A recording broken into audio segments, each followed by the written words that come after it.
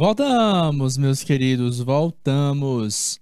Segundo tempo da nossa aula de biologia, a gente está conversando com vocês sobre a estrutura composição do material hereditário, tá? A gente revisou com vocês, né, fez esse resgate, por que eu preciso saber a estrutura do DNA, com outras aulas que a gente já conversou com vocês, está ligado à hereditariedade, que é esse material hereditário, tá?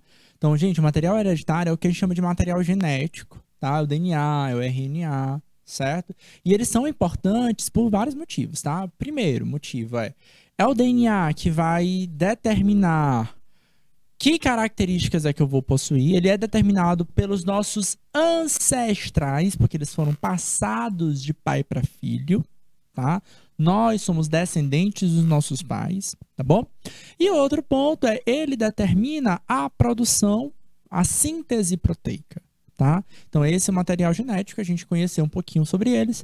E eles são polímeros, tá? São moléculas, tá? Moléculas complexas, grandes. Polímero, o que é isso? É uma molécula orgânica grande, formada por moléculas grandes também, orgânicas, mas menores, tá?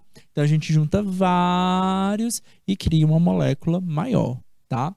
A menor parcela desse biopolímero, né, desse polímero, é um monômero, tá? E aí a gente conheceu um pouquinho da estrutura do nucleotídeo. Como a gente tem dois ácidos nucleicos, né, que é o nosso material genético, que é o polímero em si, a gente caracterizou as diferenças dos dois, tá?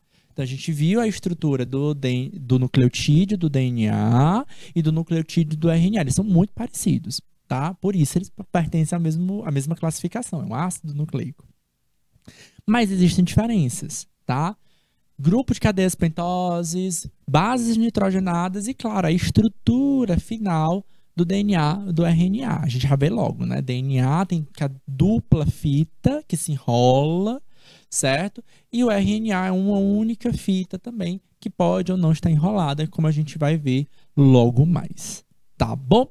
Bora lá, bora para nós. Tá na tela para vocês, composição do nosso material hereditário. Tá aí a aula do dia 24, o segundo tempo da aula de hoje. Lembrando, galerinha, lembrete, essa semana tem sábado letivo. Dia 27, vocês já anotaram isso na agendinha de vocês? Tá? Então, nesse sábado, teremos sábado letivo, com as aulas referentes às aulas de quarta-feira. Então, a gente vai se encontrar no sábado, beleza? Vamos embora lá, queridos. Vamos praticar. A gente começa a aula praticando, tá? Enem, questão do Enem. O fabricante afirma que um produto disponível comercialmente possui DNA vegetal, elemento que proporcionaria melhor hidratação aos cabelos. Sobre as características químicas dessa molécula essencial à vida, é correto afirmar que, alternativa A, de qualquer espécie serviria, já que tem a mesma composição. B de bola, de origem vegetal é diferente quimicamente dos demais, pois possui clorofila. Alternativa C, as bactérias poderiam causar mutações no couro cabeludo. Letra D, dos animais encontram-se sempre enovelados e é de difícil absorção. Alternativa E, de características básicas, assegura sua eficiência hidratante. E aí, meu povo, qual dessas alternativas estaria correta? Lembra da estrutura que a gente conversou, que a gente mostrou para vocês. E aí, meu povo?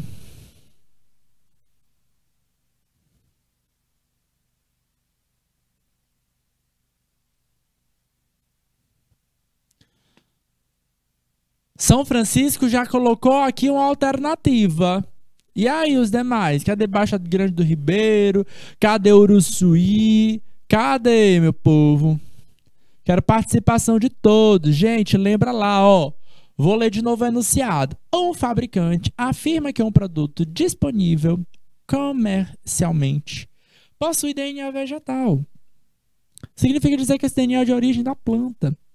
Quando eu mostrei para vocês a estrutura do DNA, eu mostrei a diferença? Eu mostrei a diferença de quê? Eu mostrei a diferença do DNA para o RNA. Eu disse que esse DNA era de uma planta, de um ser humano, de um animal? Disse não, né? Diz? E aí, galera?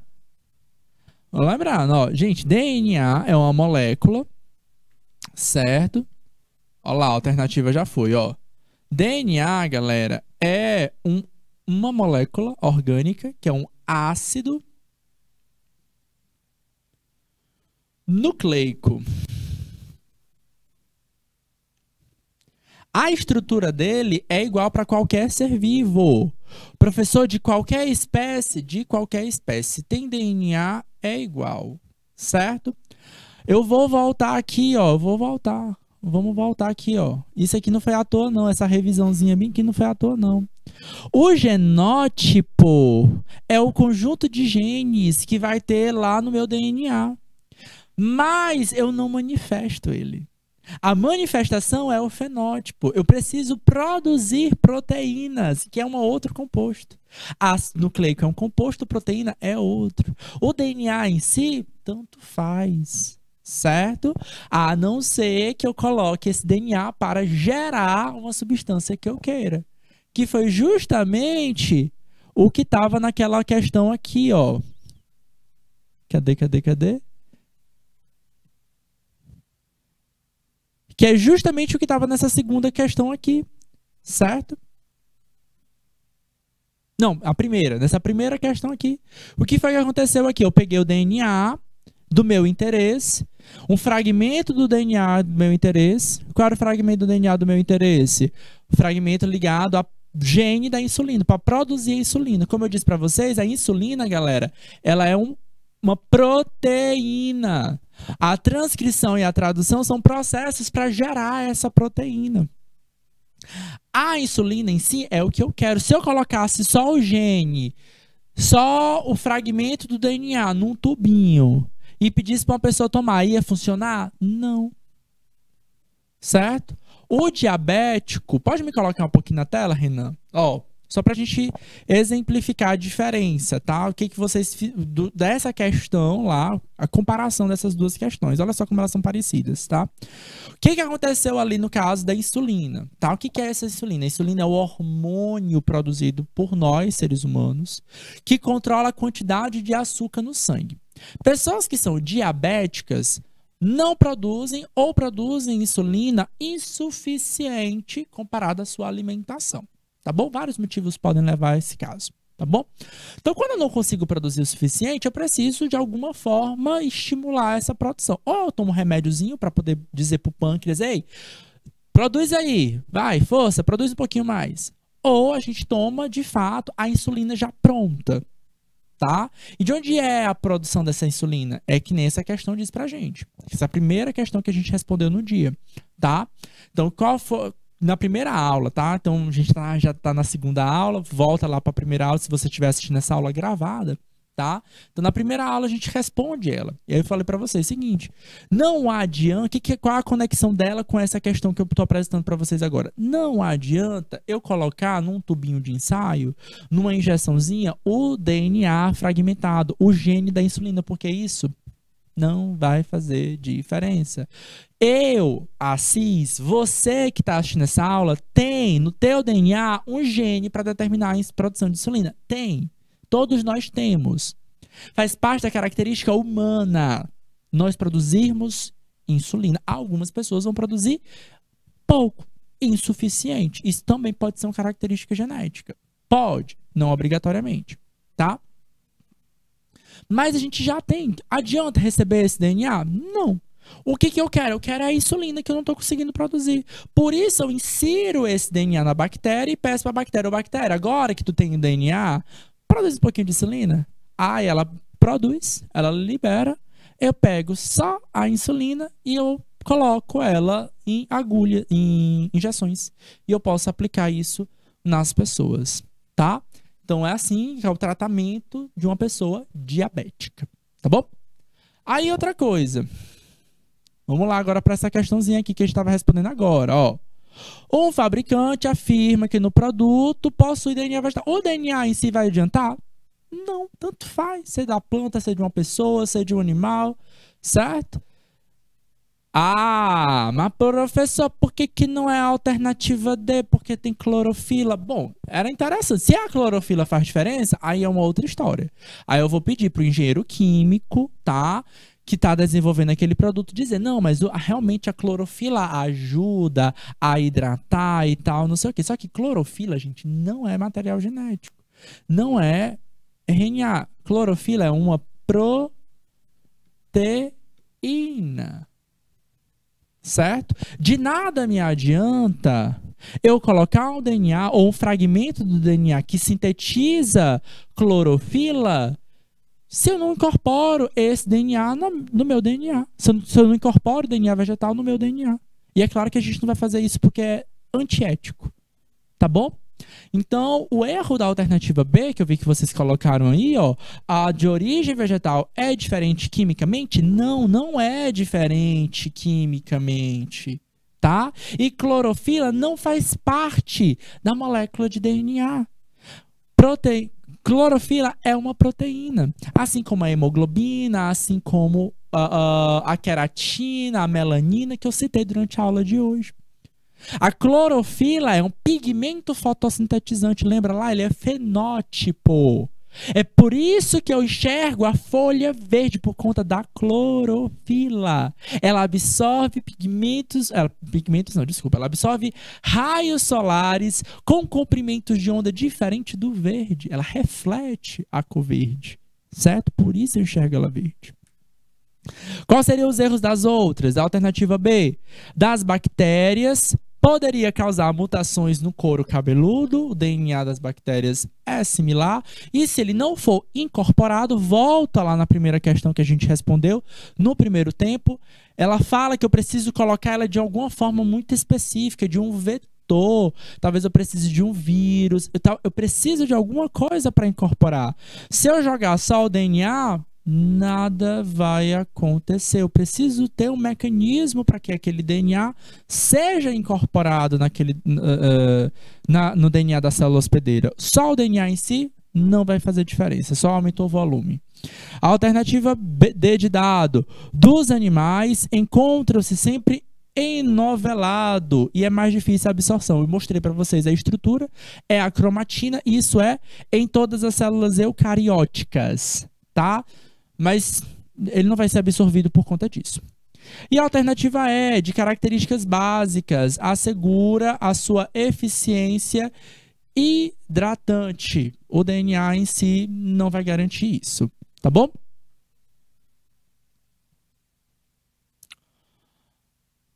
Questão do Enem de 2016. Vai depender a relação que a gente tem aqui entre as bases nitrogenadas. Então, bora lá, tá? Bases nitrogenadas. Em 1950, Erwin Chargaff. Deu para pegar, galerinha, a questão anterior? Vamos lá, vamos seguir. Erwin Chargaff e colaboradores estudavam a composição química do DNA e observaram que a quantidade de adenina. O que é uma adenina? É uma das bases nitrogenadas. A gente acompanha e conhece ela pela letra A, resume ela como letra A. É igual a de timina. E a quantidade de guanina é igual a da citosina, na grande maioria das fitas duplas de DNA. Em outras palavras, esses cientistas também descobriram que o total de bases nitrogenadas porinas, ou seja, A mais G, A é adenina e G é guanina, e o total de pirimidinas, C mais T, também eram iguais.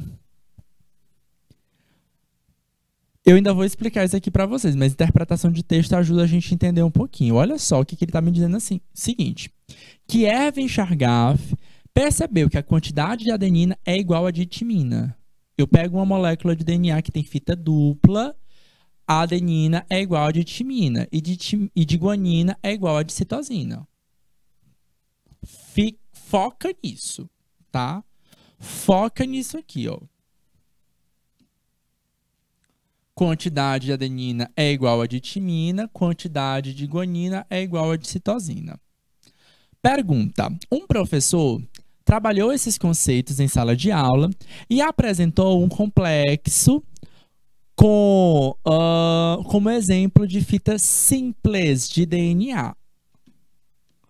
Apresentou como exemplo uma fita simples de DNA.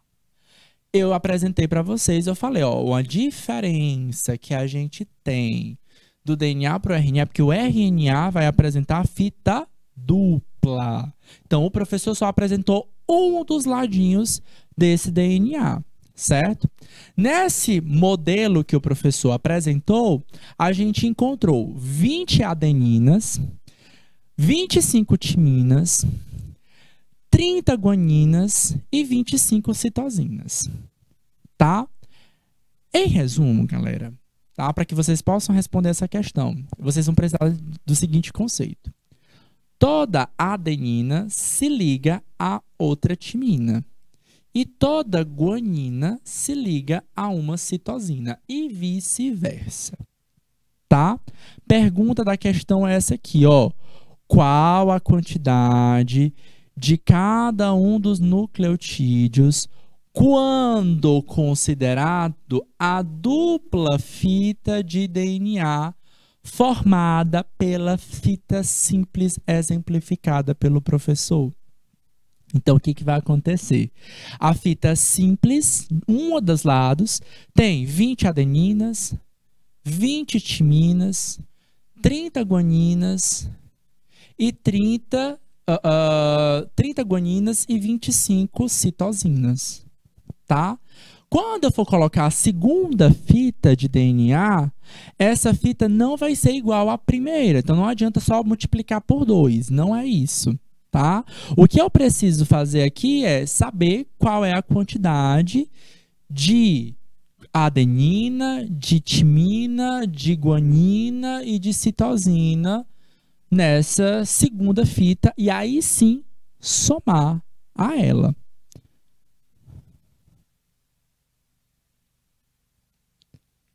Conseguiram pegar? Pessoal de Uruçuí, tá botando aqui, São Francisco. Conseguiram pegar? Bom, bora lá. Então, olha só, na primeira fita, a gente tem, ó, 20 adeninas. Como eu disse para vocês, a adenina se liga à timina. Na nossa segunda fita vai ter o quantas? Então, 20, não adeninas, mas 20 o quê? Timinas. Ok? Segunda fita.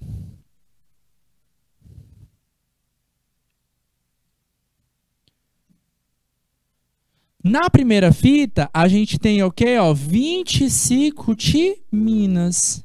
Timina se liga com quem? Com a adenina. Então, a gente vai ter na segunda fita 25 adeninas.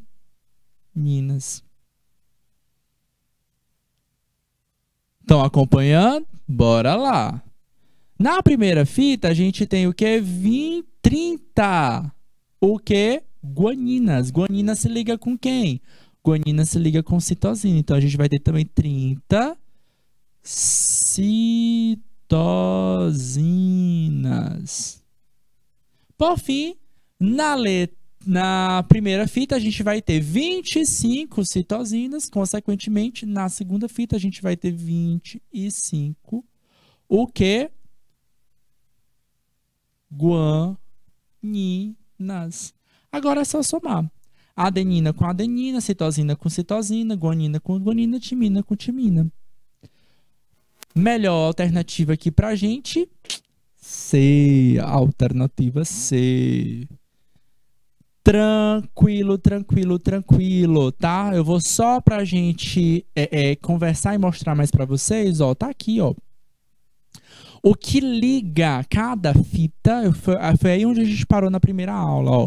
O que liga cada fita de DNA é a união que a gente vai ter entre a pentose de um nucleotídeo com um grupo fosfato do outro nucleotídeo, certo? Então, eles vão se unindo formando a fita. Só que vai ficar sobrando para o lado o quê? O que eu circulei aí de amarelo, que são as bases nitrogenadas. Tá? Observa que a base nitrogenada aqui, ó, a timina, que é o T, está se ligando com a A. A G está se ligando com a C. Tanto faz a fita, certo? E elas não estão fazendo uma ligação química covalente. O professor, ligação química covalente, que ligação é essa? É aquela ligação entre o que? Com trocas de elétrons. O que acontece aí está escrito para vocês, é uma ligação de hidrogênio, tá? Então, basicamente é uma ligação química, tá? Claro, mas é uma força de atração entre os grupos H e OH, tá? Que fazem com que as moléculas estejam muito pertinhas umas das outras e é muito difícil romper elas.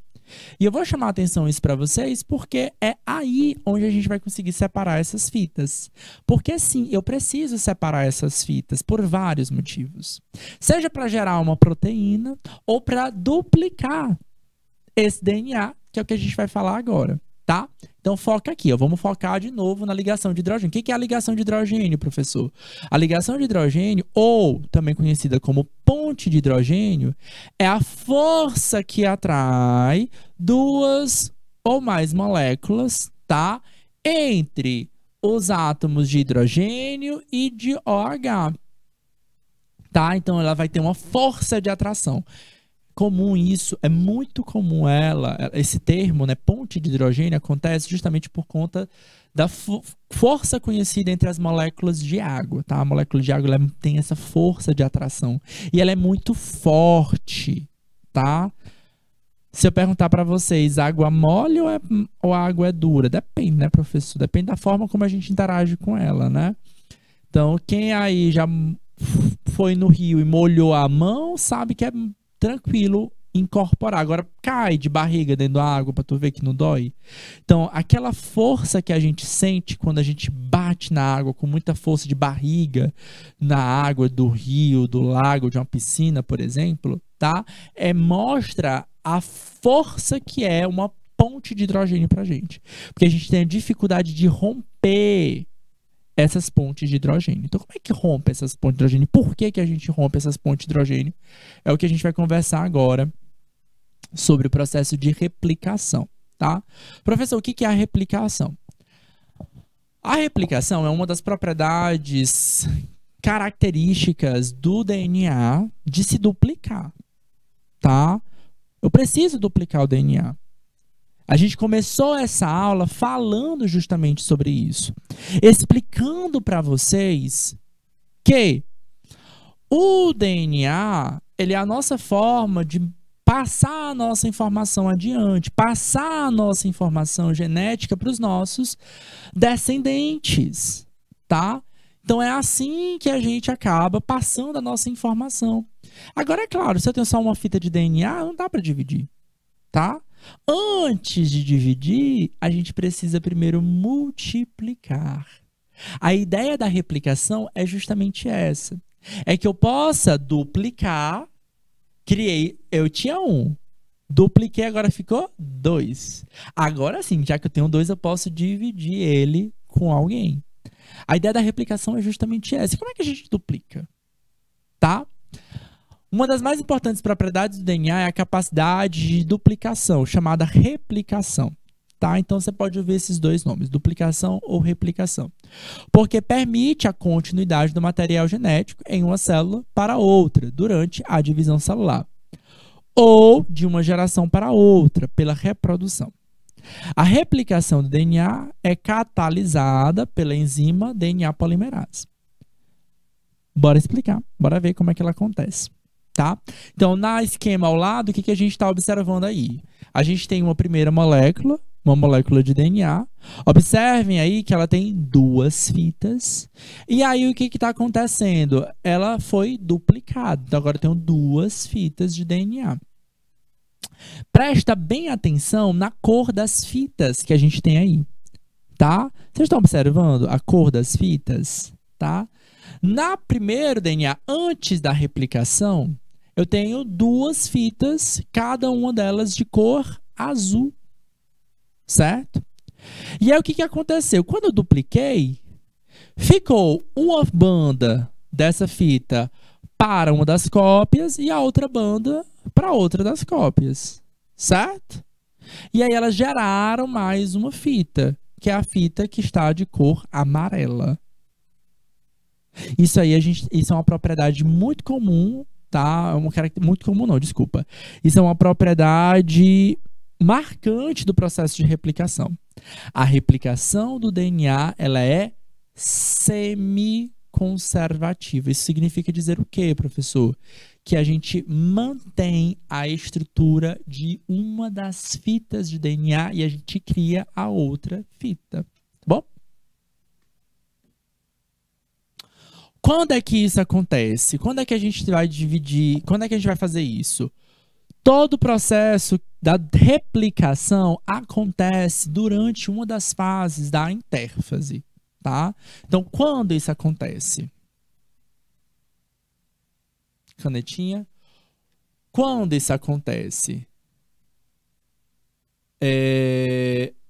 Antes da divisão celular.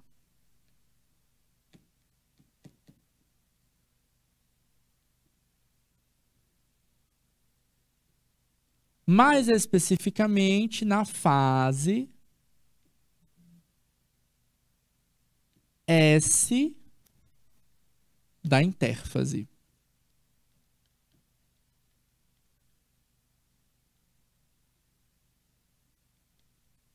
Ok? Então, quando acontece a replicação, antes da divisão celular ou na fase S da intérfase. Esse slide aqui é só para a gente relembrar, resgatar de vocês o que é uma divisão celular, essa capacidade que nós temos de dividir, de gerar mais de uma célula.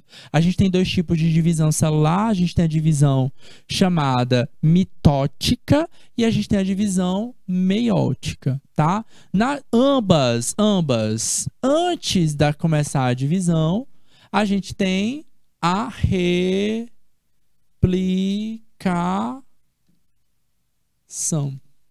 Antes da meiose também, a gente tem a replicação. Aí é que a gente entra na divisão celular. Ok? Professor, o que é esse 2N aqui? A gente está falando porque tem o quê? 2 conjuntos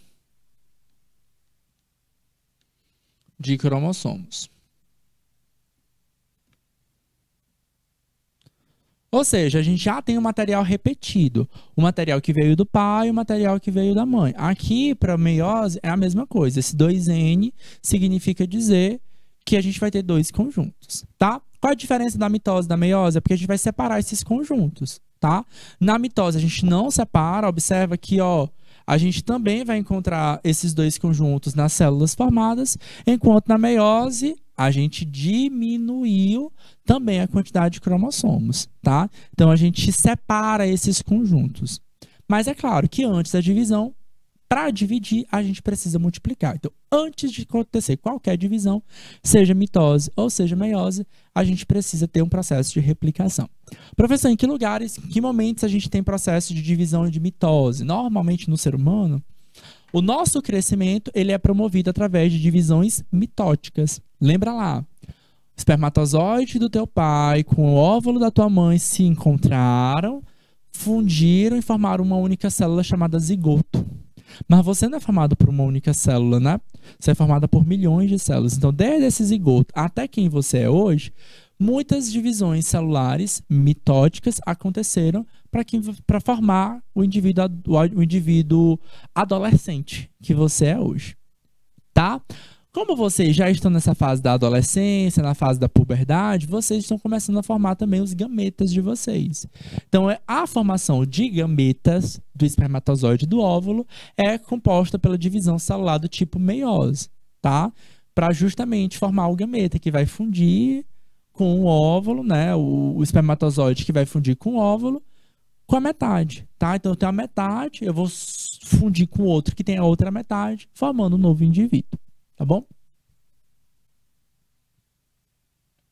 Durante a replicação, uma enzima chamada helicase promove o rompimento das ligações de hidrogênio entre as bases, separando as duas cadeias ao mesmo tempo.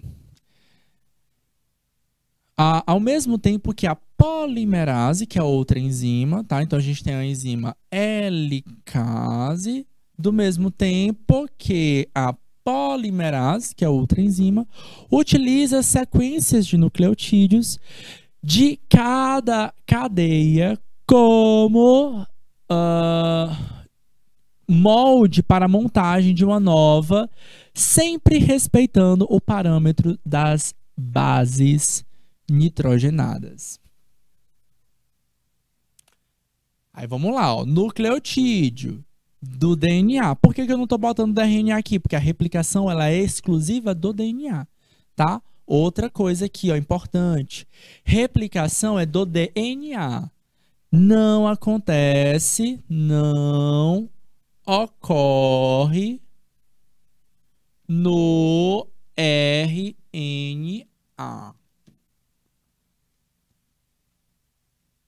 Certo? Replicação não ocorre no RNA. Então, basicamente, o que está acontecendo? Eu tenho uma única fita de DNA. Imagina que está acontecendo nesse sentido, de baixo para cima, tá? Eu tenho uma fita de DNA, olha só que uma não, né? Duas fitas, né? Eu tenho um DNA composto por dupla fita e eu vou ter uma helicase rompendo, meio que abrindo esse zíper aí, certo? Ele meio que está fazendo isso, ele está abrindo esse zíper para que a gente possa montar, separar as duas fitas do DNA, tá?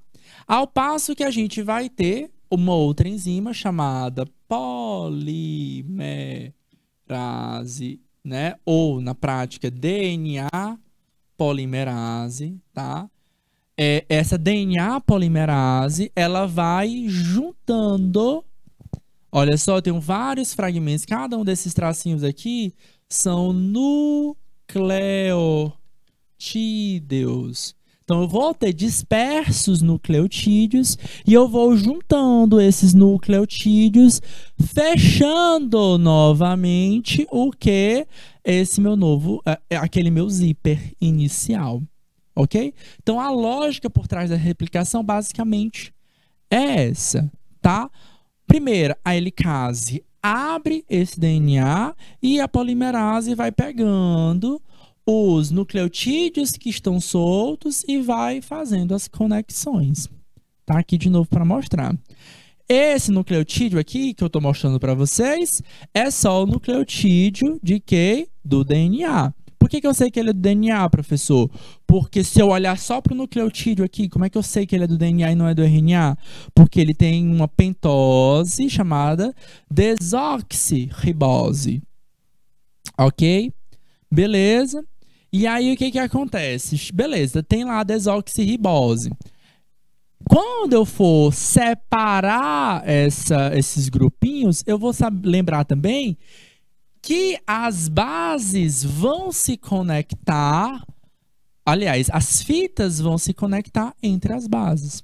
Então, a primeira coisa que acontece que a DNA polimerase vai fazer é a ligação entre grupo fosfato. Desculpa, borrachinha, eu vou não pegar esse grupo aqui, não. Vou pegar aqui, ó.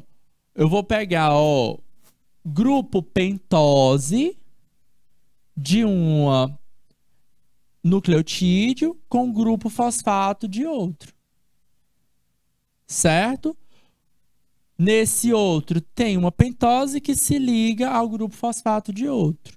Nesse outro tem uma pentose que se liga com o grupo fosfato e aí vai. Tan, tan, tan, tan, tan, conectando. A DNA polimerase tem essa lógica. E ela escolhe qualquer um? Não, ela vai escolher o nucleotídeo que corresponde na ponte de hidrogênio. Tá? Eu tenho vários nucleotídeos. Eu posso ter vários nucleotídeos assim. Eu tenho 4 tipos de nucleotídeo.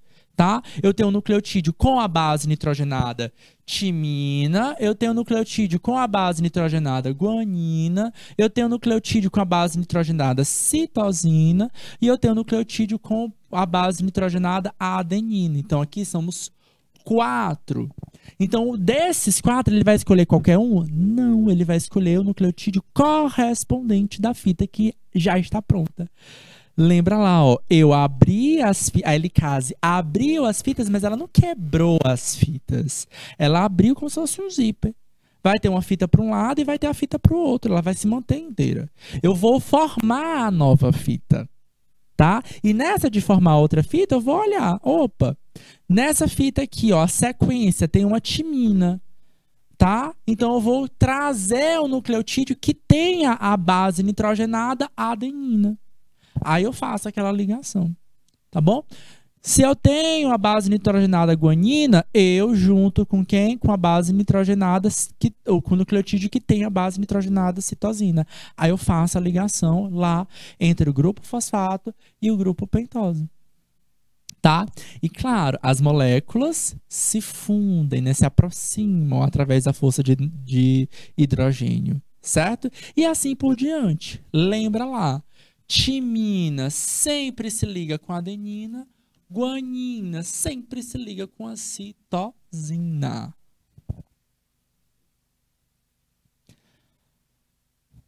Completando o processo, cada uma das novas moléculas de DNA tem uma cadeia recém-formada e uma que é remanescente da molécula original. Por isso, a replicação é conhecida como um processo semiconservativo. Semiconservativo porque mantém, guarda ou uma das fitas que é remanescente. E por que que é importante manter uma dessas fitas? Para que a gente possa manter a sequência desse DNA. Vocês vão entender lá para frente nas aulas. Eu acredito que do mês de setembro a gente vai voltar a conversar sobre esse conteúdo.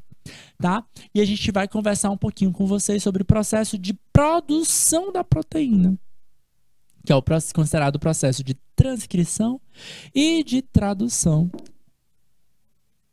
dessas moléculas. Tá bom? Nessa imagem, o que que aconteceu? A molécula original, ela tem 2 fitas, ambas as fitas são de coloração azul, e embaixo a gente tem as moléculas já duplicadas, tá?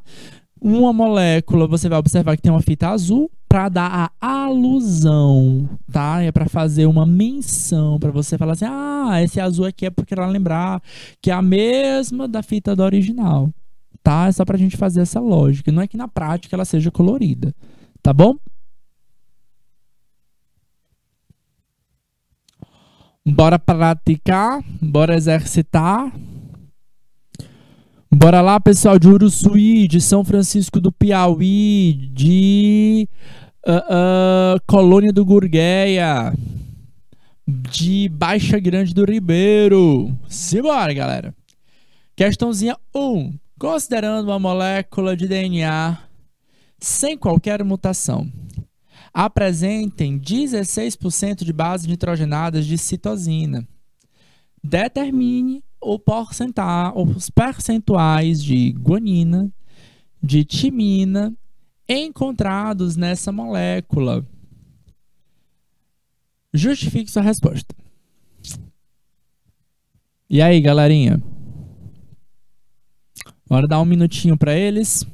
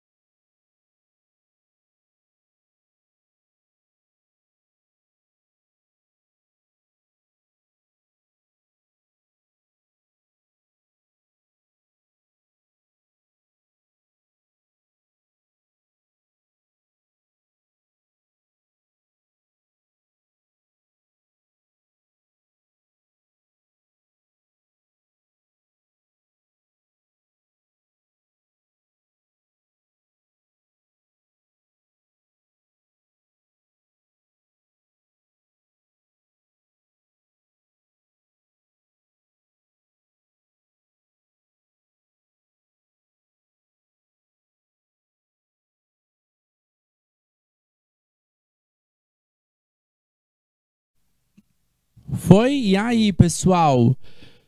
Pessoal de São Francisco do Piauí, pessoal de Uruçuí, de Baixa Grande do Ribeiro. E aí, eita, professor, mas você não disse isso? Você não explicou essa questão? Como assim 16% de base nitrogenada? Bom, gente, a gente já explicou para vocês o seguinte, tá? Que o que? A quantidade de citosina, a quantidade de guanina, elas tendem a ser parecidas, tá? Atenção, pensa aqui comigo.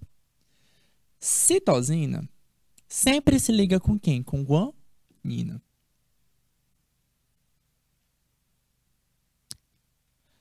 Adenina, DNA, né? Sempre se liga com quem? Com timina.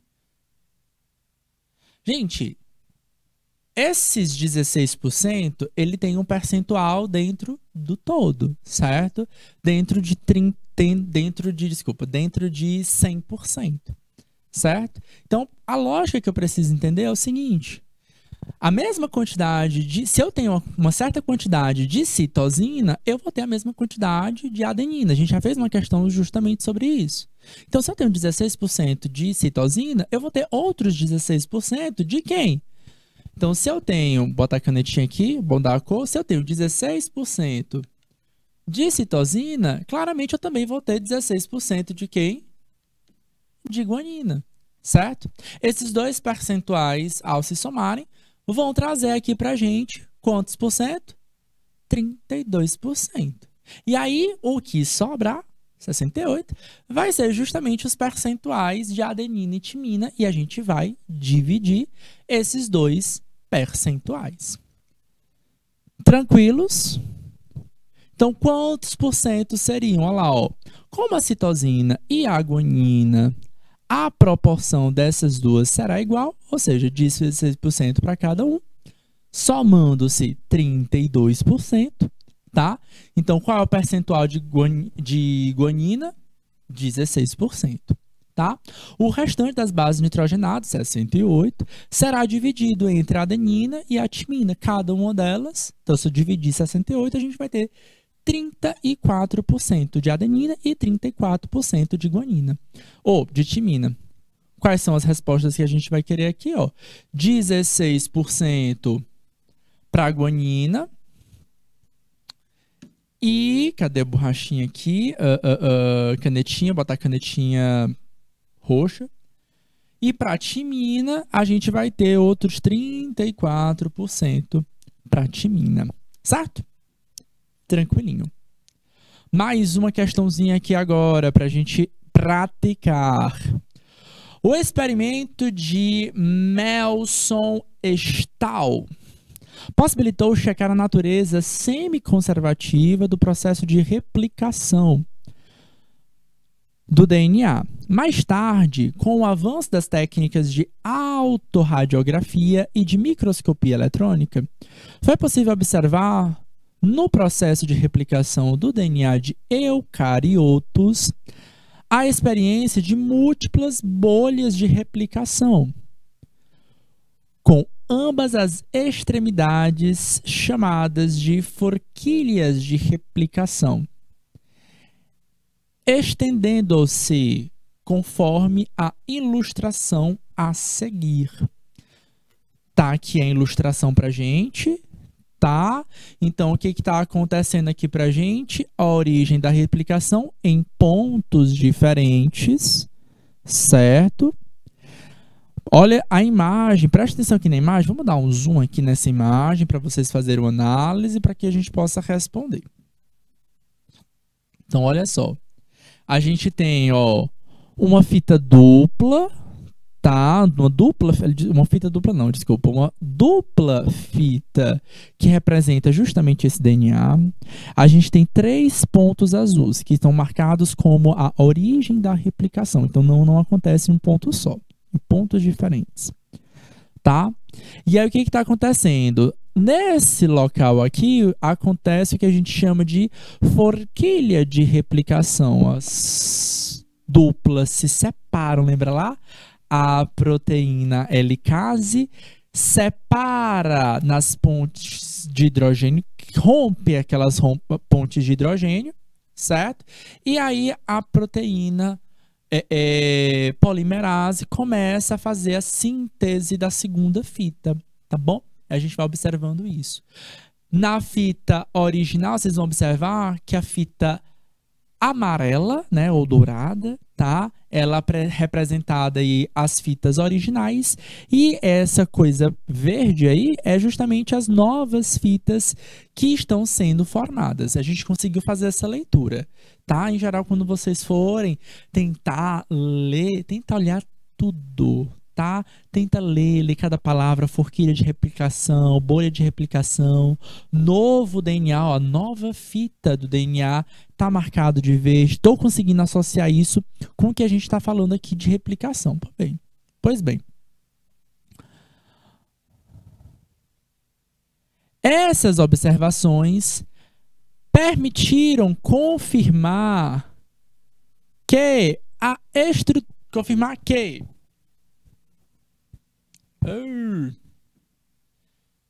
esse processo de replicação conseguiu confirmar o quê? Letra A estrutura de dupla hélice da molécula de DNA. Letra B, a natureza bidirecional do processo de transcrição. Alternativa C, a participação de diversas enzimas na tradução. Letra D, a bidirecionalidade da replicação para a maioria dos DNAs. A letra E, a natureza multiplicativa do processo de replicação.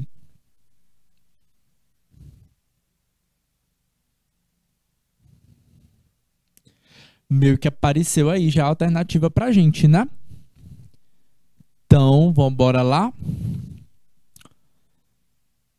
Uruçuí, São Francisco do Piauí, Colônia do Gurgueia, pessoal de Lagoinha. Bom, esse experimento não está me mostrando, nem mostra dupla ligação, a estrutura da dupla hélice, tá? O que mostra de dupla, mostra dupla fita, mas dupla hélice, não estou mostrando dupla hélice. Então, letra A, falso.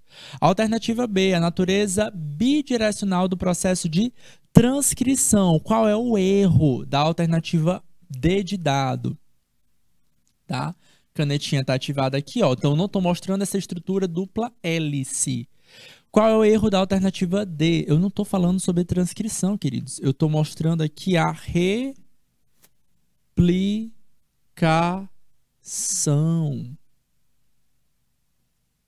Certo? Alternativa C, a participação de diversas enzimas na tradução.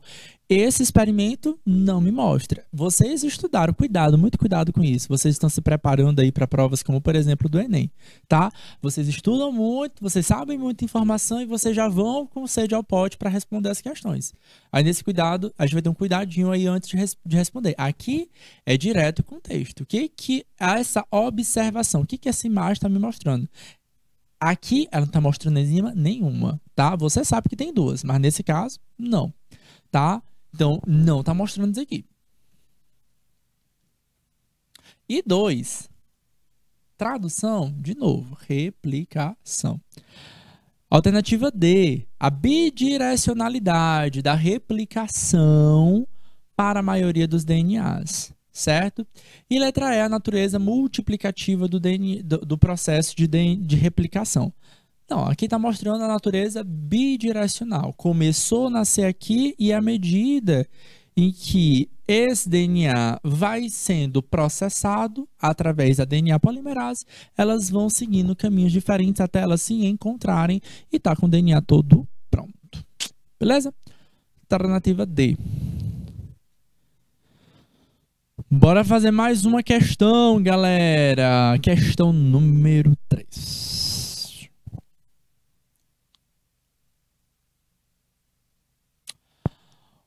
Uma cultura de bactérias foi mantida por muitas gerações em um meio que continha com uma única fonte de nitrogênio. O isótopo, tá? O que é um isótopo, galera? Lembra lá das aulas de química? É um átomo, tá? Que tem vários tipos desse átomo, que tem o mesmo número de prótons, tá? conhecido aqui como N15, tá? Nitrogênio 15, tá? Então ele tem uma massa atômica diferente, mas tem o mesmo número de prótons, o qual se incorporou a moléculas de DNA. Então, uma cultura de bactérias foi mantida por muitas gerações em um meio que só tinha uma única fonte de nitrogênio, que era o isótopo 15, certo? Então, esse isótopo 15 ele foi incorporado às moléculas de DNA. Elas precisam disso para gerar o DNA delas. Essas bactérias foram transferidas para o meio de cultura que tinha nitrogênio 14 como uma única fonte de nitrogênio. Nesse novo meio, elas se duplicaram uma única vez. Após essa duplicação, qual a porcentagem de moléculas de DNA que possui uma hélice com nitrogênio 14 e outra com nitrogênio 15? Explique. Vamos dar um tempinho para vocês, um minutinho para vocês justificarem, explicarem, justificarem. Eu tô acompanhando aqui, sei que vocês estão executando, viu, pessoal de São Francisco? Tô aqui acompanhando. Um minuto para eles.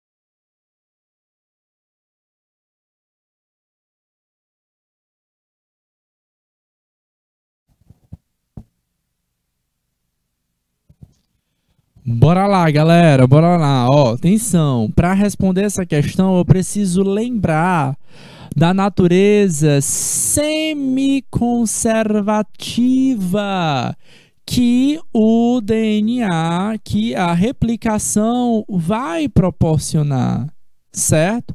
Eu preciso lembrar desse contexto. Então, veja bem, uma cultura de bactérias que tinha ali no seu DNA o seu DNA próprio, começou a se replicar, se dividir, tá? Muitos estudos de genética utilizam as bases das bactérias porque elas se replicam muito fácil, elas crescem, elas se dividem muito fácil, né? Dando um meio ideal de temperatura, umidade de alimentos, ela cresce muito rápido. Tá? E eu posso fazer essas análises de evolução, de genética, tá? Então, beleza, botei uma bactéria numa cultura onde eu só tinha como fonte de nitrogênio o nitrogênio com isótopo N15, tá? Aí, beleza. Botei ela para crescer a ponto de que eu tivesse certeza que todas as bactérias, e aí, tipo assim, elas se dividiram várias vezes, até o ponto de eu entender que aquela bactéria que eu pegasse agora, com certeza teria o isótopo número 15, tá? Ok. Tendo em vista isso, quando eu pego essa bactéria e boto numa nova cultura, mas que essa cultura não tem mais o N15, tem o N14, e olha só o que a pergunta fala, ó. E nesse novo meio, elas se duplicam uma única vez, tá? Então lembra lá, o DNA tá aqui bonitinho, certo? Esse DNA, ele tem a base nitrogenada N15. Quando a gente duplica, quando a gente divide, ela precisa se duplicar. Então, quando vai haver a duplicação, o que que acontece? Uma fita de DNA para um lado, a outra fita de DNA para o outro. Essa fita tem N15, N15. Quando a nova fita é formada, galera,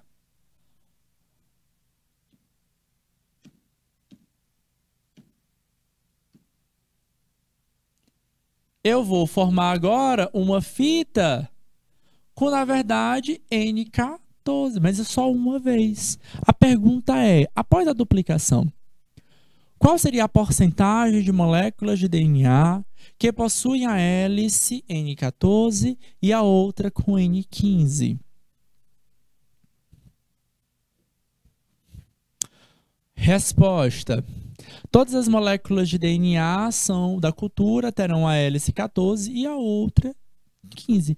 Em porcentagem, 50%, tá? 50%, 50%.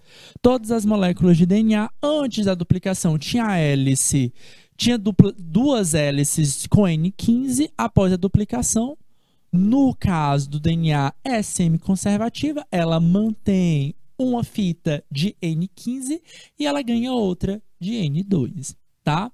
Aí tu lembra, tá? Seguinte, ele só duplicou uma única vez, tá? Se eu pego esse outro DNA, certo? E duplico, cadê aqui, ó?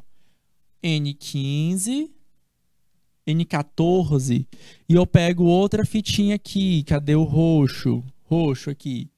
A outra fitinha do DNA N15, tá? Se eu faço uma segunda duplicação, o que é que vai acontecer aqui nesse processo, tá? Se mantém uma fita, a outra fita, cadê o verde aqui pra gente? Verde. Aí vem N14, N14, N14 e só uma sendo N15, tá? Então, numa segunda replicação, a gente diminui a proporção, mas na primeira divisão é 50%, tá? 50% N15, 50% N, que nem o exemplo que eu desenhei aqui para vocês. Na terceira, a gente diminui a quantidade de fitas como N15. Numa quarta divisão, diminui ainda mais. Numa quinta e assim por diante. Por isso eu disse para vocês, depois de muitas gerações, a gente meio que se perde naquela primeira fita de N15. Tá bom? Beleza? Pessoal, vai ficar mais questões aqui para vocês, tá? Vou deixar aqui no material, nos slides para vocês executarem a atividade. Pode me colocar aqui na tela, Renan. É só para me despedir de vocês. Foi um prazerzão estar com vocês. A gente se encontra novamente no sábado letivo. Lembra lá, dia 27, a gente terá aula, tá bom? Referente às aulas de quarta-feira. Grande beijo, um grande abraço e até lá. Tchau, tchau.